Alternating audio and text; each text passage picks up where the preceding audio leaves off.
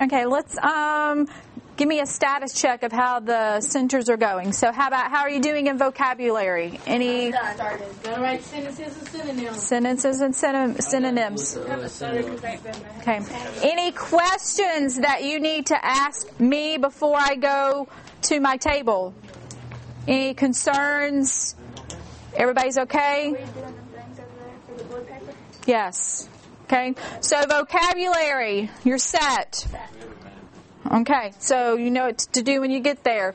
How about cause and effect? Any questions here? You know what to do when you get here. Okay. Independent reading, you're doing okay on your chapter summaries and your thinking tracks and your novels. Everybody's where they need to be? Is there any questions that you need to ask me before I go to the back? Start pulling. No? All right. Reference back to your station rotation so you'll know where to transition to. Today's Friday. So look, make sure you know where you're going. When the timer goes off, you should know where to go. Go quickly and quietly. Any questions? Okay. You guys can...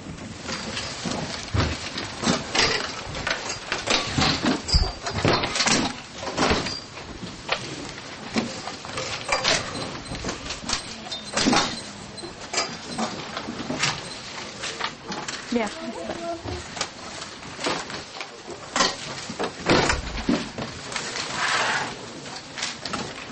Okay, I need to see my Swallowing Stones group, please.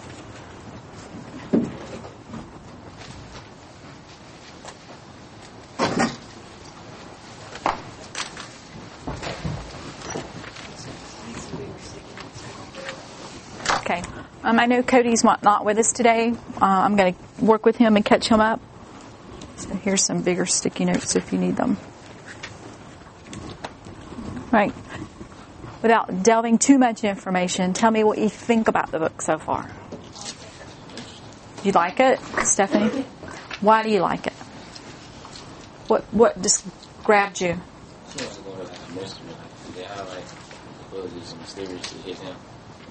Yes. Wasn't that, didn't the author do an awesome job of opening the prologue of the book? It just kind of sucked you in. Okay. So, did you ever think about when you shoot a bullet in the air that it had to go somewhere? Yeah. Did you consciously, that was my sticky note. I never thought about where the bullet went when you shot it in the air. Because like on cop shows, do they not shoot the bullet when they warn? I'm thinking, do they do that? I'm old. They used to when I was old in TV shows. So did you think about it coming down and could actually kill someone? Yeah, it's got to go somewhere. It's going to come down as fast as it went out. Awesome, but I did not think of that. So did you have any thoughts, any thinking notes during the prologue part? Did you not? How about how the author opened it? What author organizational pattern did he use that we've worked on a couple of weeks ago? Remember what we talked about? Sequential order, flashback, foreshadowing. Did you see any of that pattern? Because how does the prologue start? There's no stopping the bullets. Okay, so it's already told us what happened.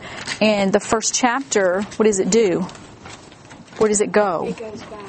It does a flashback. It does a flashback. So the author uses introduction of throwing something, the meat, to catch your interest. Then he flashes back and starts building his story. Why do you think the author went from perspective to perspective? Because look, chapter 1... it's Michael. What's the next? Chapter 2 is Jenna. It's Michael, Jenna, Michael, Jenna, Michael, Jenna. What do you think the author's purpose for doing that? Yeah, they like both in the middle at one time. And why I thought that was very unusual. Because usually an author tells us, but usually an author would tell us the point of view of how many characters? Usually one. But we have an opportunity to see the same story, but from how many points of view? 2 points of view. So who is the main character? Michael. So you have two main characters, don't you? Do you think was difficult when you first started going back and forth? A little bit. Yeah, kind of confused for a second. Was he confused for a second? Yeah. What did you have to do as a reader to compensate going back and forth? Put sticky notes. So the sticky notes really helped you. Okay. If you didn't go ahead and write your summary right after you read the chapter, you'd get confused. You would get confused, and why would it be confusing? Because you'd be mixing one kind of Awesome. You would start mixing the details from who was thinking what. Let's make a prediction. I want you to think about if he decides to keep the secret.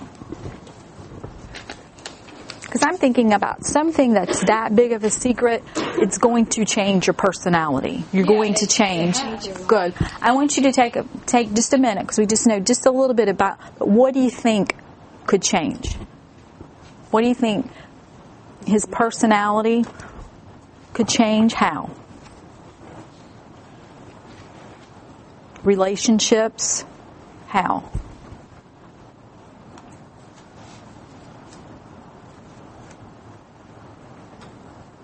Okay, this is just your thing, so just whatever you think. How do you think Mike's going to change? I don't think he's going to want to talk to nobody. He's going to be paranoid. That Very good word. Oh, because since I already read, I know that the police came to the party that he went to the next night, and he was paranoid that they was coming for him. So paranoid. How would paranoia change your personality? You're going to be very. You're always going to be looking over your shoulder. You're going to be spazzing as in everybody's watching you, everybody's looking at me. How about your friends? Well, like Joe said, that they might, his future would change, all his college applications that he's put in, all his track that he's going to get scholarship for, they will all change. Okay, so this can really affect his life. Either way, if he doesn't tell, then he has to come live with it. Very good. Okay, so let's look at our chapter summaries. And remember, in our chapter summaries, we only want to put the information. I don't want a big, long summary. I want highlights. So if you bulleted, that's awesome. So tell me what you thought was the most important thing that happened in chapter 1. Okay, so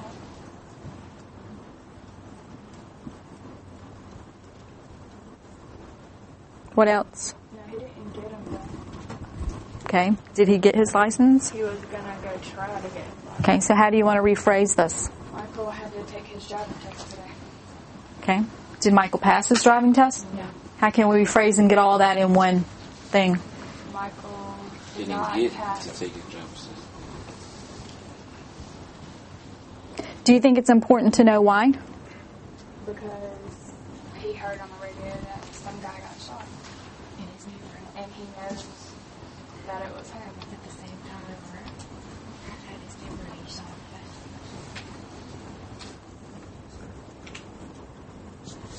Okay, so he didn't pass his driving test because he just found out.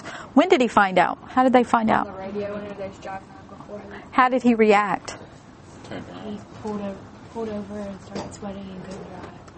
Did he get sick at some point? Who got sick? Are you sure? Let's look. Skim, see if we can find it.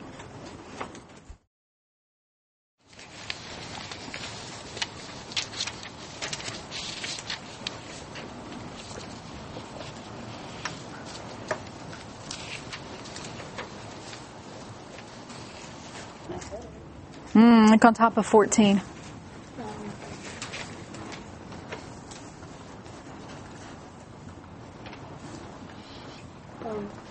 Yeah. You cute. So in one swift moment, so I can infer from him doing this that he is totally, what? He's just breaking. He's just like, have you ever been that scared that you physically thought you were going to be sick? But what was their pact? That neither of them would tell.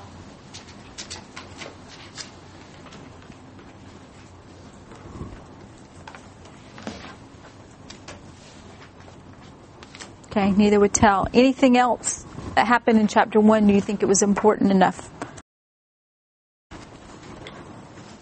Okay, those were some really good thoughts about Jenna. We have just a few minutes before the timer goes off. Let me kind of look at your summaries and go over them real quick.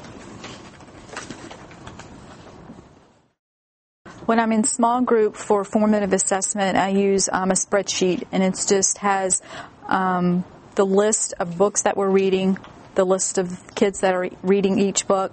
I have the chapters, so when they come to me, they're required to come to me with thinking tracks. They're required to have 2 thinking tracks per chapter. So when they come to me as we're discussing and they talk about their thinking tracks, I make a check that they have come to me with thinking tracks. So it's a way for me to know that they came prepared, and it's also a way for me to give them some type of formative assessment. I like in the small group instruction setting that I get to see their work right then. I can see it. If I have questions, I can give them immediate feedback. Gives me a chance to know if they miss something important. They're right there in front of me, so I can ask. And a lot of times, if I look at this at the last, they have verbally told me what I wanted to hear, so they knew the main points, and then I just need to figure out why they're not getting it from here down onto the paper. So, and then that's something that I know that I need to work with. So the feedback and the assessment is very quick, and it's very fast, and it's just more one-on-one time that I get to spend with them. What's his name? Joe. Joe made a pact.